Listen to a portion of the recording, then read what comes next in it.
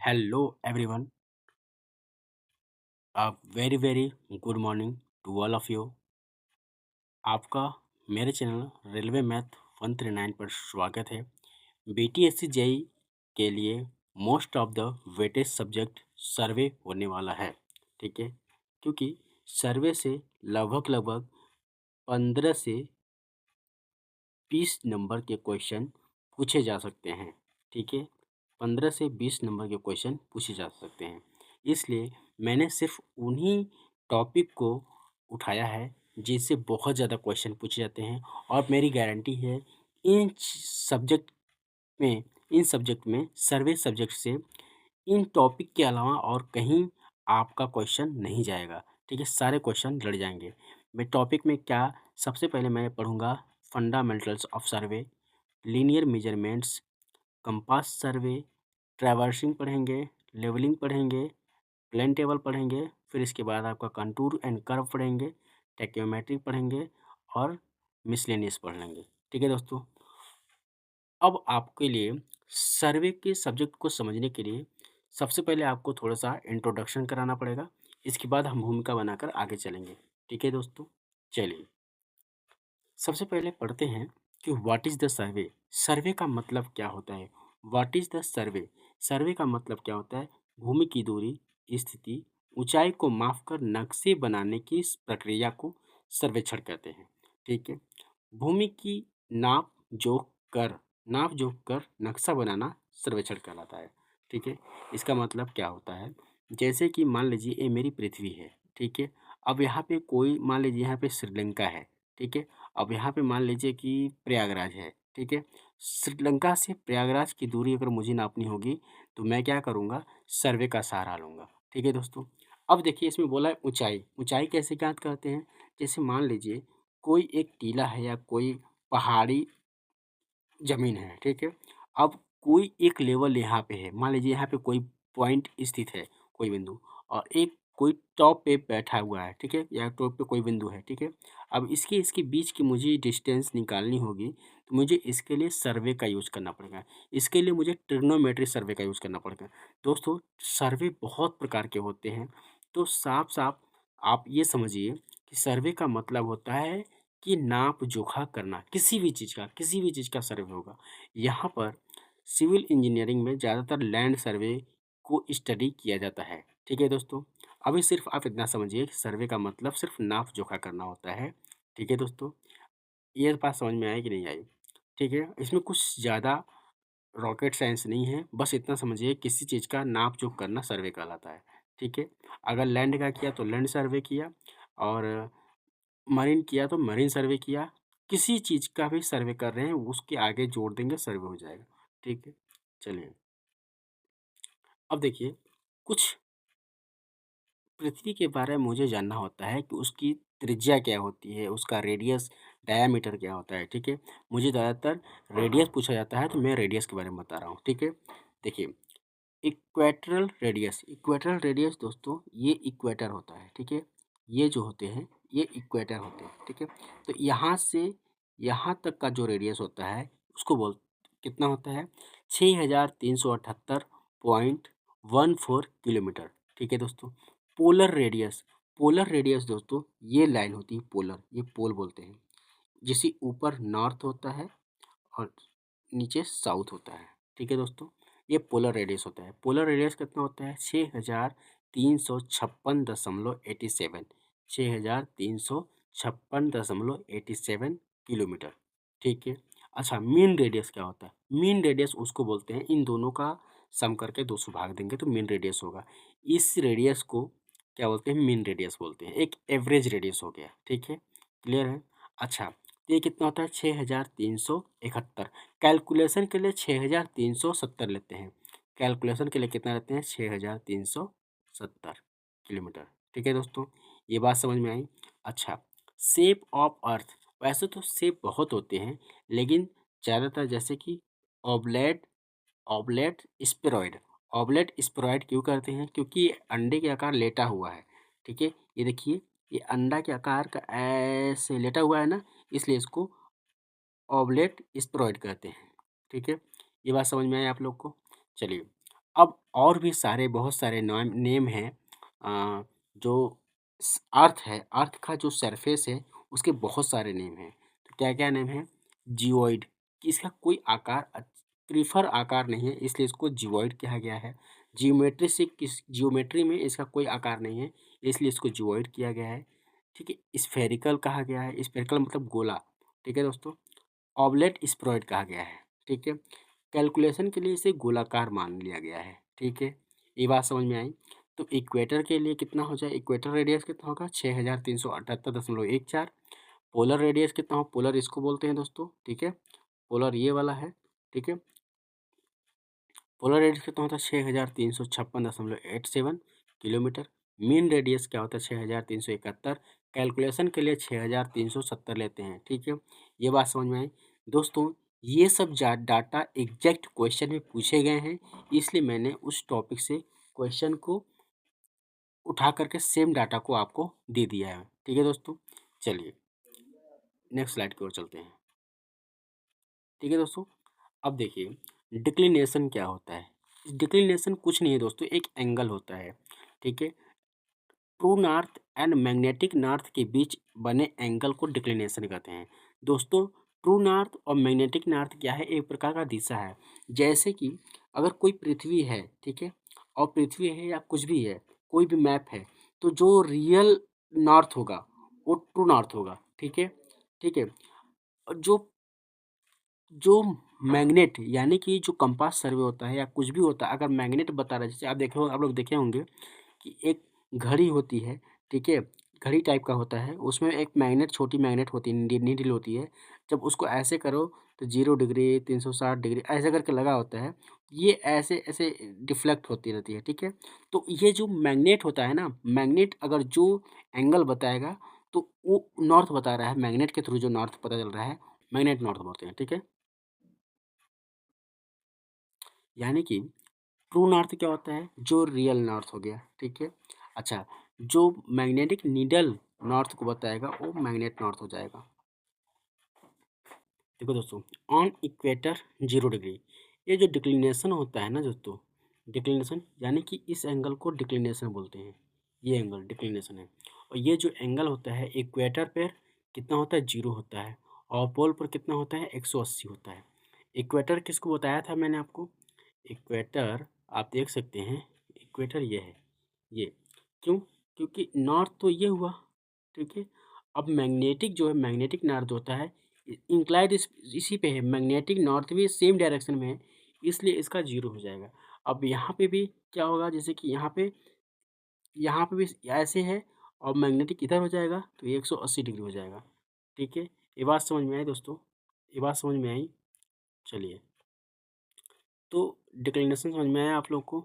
ठीक है, इक्वेटर पर 0 कैसे होगा और पोल पर 180 कैसे होगा, ये बात समझ में आई। अच्छा, इक्वेटर से पोल की ओर जाने पर डिक्लिनेशन का मान बढ़ता है। ठीक है, इस बात को समझना पड़ेगा आपको। तो देखिए, जैसे कि ये इक्वेटर है। ठीक है, एक मिनट, इसको मैं पूरा क्लियर कर देता हूँ।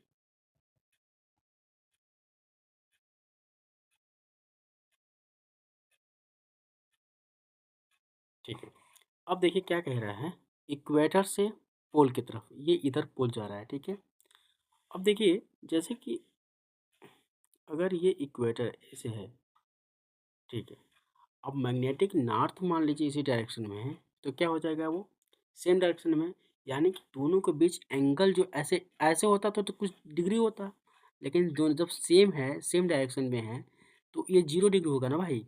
ठीक है, अब देखिए जब आगे आएगा, ठीक है, तो मैग्नेटिक ऐसे मुड़ जाएगा। ठीक है, फिर यहाँ पे आएगा तो मैग्नेटिक ऐसे मुड़ जाएगा, यहाँ पे आएगा तो मैग्नेटिक पूरा ऐसे मुड़ जाएगा, तो ए नॉर्थ ऊपर रहेगा, तो ये पूरा 180 डिग्री हो जाएगा, यहाँ पे 0 डिग्री हो जाएगा। तो 0 से धीरे धीरे धीरे धीरे बढ़ रहा है। ठीक है दोस्तों, ठीक, ये बात समझ में आया? चलिए, ठीक है, अगोनिक लाइन क्या होता है? Line connecting to the having 0 declination. इसमें क्या हुआ, जो भी लाइन एग्जाम में पूछा गया है उसे मुझे सेम उठा करके लिख दिया है। ठीक है, line connecting to the having 0 declination. ठीक है, यानी कि जैसे मान लीजिए कि ये है, मान लीजिए यहाँ पर डिक्लिनेशन सेम है इस लाइन पे, ठीक है, इसको अगोनिक लाइन कहेंगे, ठीक है, अगोनिक लाइन यहीं पे होती है, ठीक है, यहाँ पे क्योंकि यहाँ पे जीरो होता है इक्वेटर पे, ठीक है, इक्वेटर वाली लाइन मिलाने वाली यहाँ पे जीरो जीरो होगा तो इसको अगोनिक लाइन कहेंगे, ठीक है। अब क्या कह रहा है कि सेम डिक्लिनेशन, मान लीजिए यहाँ पे कोई लाइन होगी, वहाँ पे सेम डिक्लिनेशन होगी, तो यहाँ पे सेम, तो इसको ऐसो क्या बोलेंगे, एक होता है अगोनिक लाइन, एक होता है आइसोगोनिक लाइन, ठीक है, जहाँ पर सेम डिक्लिनेशन हो, सेम डिक्लिनेशन। मान लीजिए अगर किसी बिंदु पर, मान लीजिए किसी बिंदु पर, जैसे मान लीजिए किसी बिंदु पर, जैसे मान लीजिए यहाँ पर डिक्लेरेशन 5 डिग्री है, यहाँ पे भी 5 डिग्री है, यहाँ पे भी 5 डिग्री, यहाँ पे 5 डिग्री, तो इस लाइन को कनेक्ट कर दिए। जब कनेक्ट कर देंगे तो इसको क्या बोलेंगे, आइसोगोनिक लाइन, ठीक है। और ये जो होता है इसको क्या बोलेंगे, जब 0 डिग्री रहेगा तो अगोनिक लाइन, ठीक है। ये बात समझ, दोनों बात क्लियर हो गया, दोनों बात क्लियर हो गया, बोलो यार, अरे बोलो भाई, क्लियर हुआ या नहीं हुआ, क्लियर हुआ ना।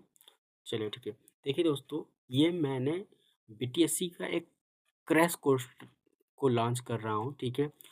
आपको अगर और डीप में जानना है कि डिक्लिनेशन और क्या होता है, ट्रू नॉर्थ और कैसे बनता है, मैग्नेटिक नॉर्थ कैसे बनता है, तो प्लीज़ कमेंट कीजिएगा, मैं सारा डिटेल्स वीडियो डाल दूंगा, ठीक है दोस्तों। अभी सिर्फ मैंने उन्हीं टॉपिक को लिया है जो जिन टॉपिक से 100% क्वेश्चन पूछे जाते हैं, और ऐसा कोई टॉपिक नहीं होगा जो मैं नहीं छोड़ूंगा, ठीक है दोस्तों। चलिए, अब देखिए, कुछ कुछ फंडामेंटल एक्सिस होते हैं, ठीक है, जैसे कि इसके बिना सर्वे पूरा नहीं हो सकता, ठीक है। फंडामेंटल एक्सिस वही होता है जो उसकी नीडेड होती है। मेन चीज़ क्या नीड है, जैसे कि वर्टिकल और प्लम्बोव एक्सिस। वर्टिकल और प्लम्बोव एक्सिस क्या होता है, जैसे मान लीजिए ये वाली जो लाइन है ये पृथ्वी का सरफेस है, ठीक है। अब इस सरफेस पे मान लीजिए कि दो प्लम्बोव लीजिए, मान लीजिए एक साहुल जिसको बोलते हैं, एक साहुल यहाँ लगाया और एक साहुल यहाँ लगाया, ठीक है। और इसको धीरे से फ्रीली छोड़ दिए, ठीक है। और देखिए एक दूसरे को ऐसे ऐसे इंटरसेक्ट कर रहा है ना, ये इंटरसेक्ट कर रहा है, ठीक है, यहाँ पे इंटरसेक्ट कर रहा है, ठीक है। तो जब इसको डालेंगे ना, इसकी द्वारा जो लाइन बनेगी इसको प्लम्बोव लाइन कहते हैं, ठीक है, वर्टिकल लाइन कहते हैं। साहुल के द्वारा जो बनाई जाती है लाइन प्लम्बोव लाइन कहते हैं। और एक एक एक दूसरे को इंटरसेक्ट करते हैं, किस पे, ये जियोडेटिक सर्वे में होता है। जब प्लेन सर्वे रहेगा तो प्लम्बोव को ऐसे जब गिराएंगे, ठीक है, एक दूसरे के समांतर जाएगी, कट नहीं करेगी, ठीक है। ये बात क्लियर है दोस्तों। अच्छा, अब हॉरिजॉन्टल एक्सिस क्या होती है, देखिए दोस्तों, ये बात तो आपको अगर समझ में आ गई होगी, तो मैं अब हॉरिजॉन्टल एक्सिस दिखा रहे हैं। ये जो पृथ्वी का सरफेस है, ठीक है, पृथ्वी का जो सरफेस है, पृथ्वी के सरफेस से, ठीक है, पृथ्वी के सरफेस से अगर इसको एक टेंजेंट ऐसे खींच दोगे तो यही होता है क्या, टेंजेंट से जाने वाली जो रेखा होती है इसी को बोलते हैं क्या, हॉरिजॉन्टल एक्सिस, ठीक है। आप यहाँ से भी ऐसे खींच सकते हो, बस इसको सरफेस को टच करना चाहिए, एक पॉइंट पे टेंजेंट होना चाहिए, ठीक है दोस्तों। हॉरिजॉन्टल लाइन समझ में आ गया। अच्छा, ठीक है। अब देखिए, अब आता है क्या, लेवल सरफेस या लेवल लाइन। देखिए, लेवल लाइन क्या होता है, लेवल सरफेस जो होता है ना भाई साहब, आप जैसे मान लीजिए इस पृथ्वी का जो सरफेस है, ठीक है, अब सेम ऐसे इसको ऐसे मिला करके जब ऐसे खींचेंगे उसको लेवल लाइन कहते हैं, कि एक ही लेवल में, यहाँ से हाइट इसकी सेम होगी, यहाँ से हाइट सेम होगी, यहाँ से हाइट सेम होगी, तो सेम हाइट वाले सरफेस को जब एक ही लाइन में कनेक्ट करेंगे तो उसको बोलेंगे सरफेस लाइन, ठीक है।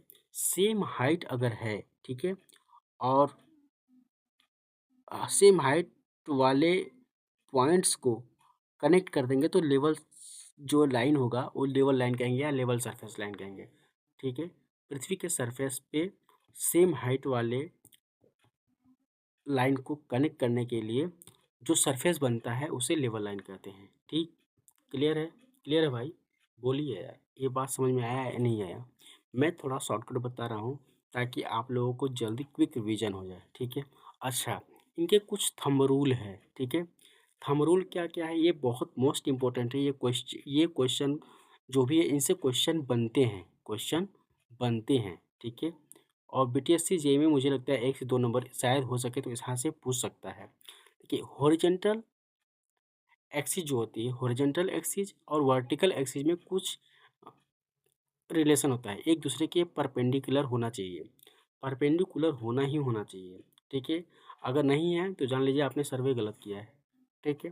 जैसे हॉरिजॉन्टल एक्सिस आपको पता है कि ये है, ठीक है। हॉरिजॉन्टल एक्सिस ये है, ठीक है। अब क्या करें, वर्टिकल एक्सिस तो आपका ये है, एक दूसरे के यहाँ पे देखिए 90 अंश बना हुआ है, 90 अंश है ना। ये बात आपको समझ में आई डायग्राम से, ठीक है। ये होना ही होना चाहिए, ठीक है।